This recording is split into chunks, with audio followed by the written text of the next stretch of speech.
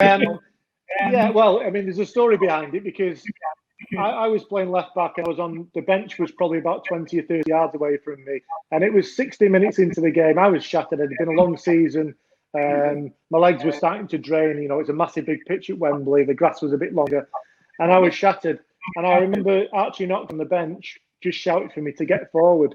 So I made a run 70, 80 yards down the left-hand side of the pitch. The ball was on the other side. Mark Hughes made a run across the 18-yard line to open a space up for me to go into. So I made the run into the space. Neil Webb had the ball in midfield, played a great ball into my chest. As I chested it down, I felt a little bit of cramp in my calf. And I thought, oh, Jesus, just get your foot on it. So I managed to get my foot on the ball and struck it with a half volley. I was probably about, I don't know, 13, 14 yards out. Struck the ball probably as well as I've struck a ball into the top corner. I'm sure I couldn't do that again if I tried.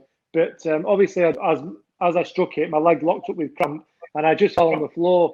I realised I'd scored, but, you know, the lads were all jumping on top of me and, you know, saying, come on, well done, you scored at Wembley.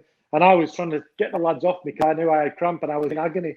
Brian Robson thought I'd knocked myself out. He was slapping my face. But I managed to get myself up and I thought, I've got half an hour to play here with cramp and I'm struggling a bit.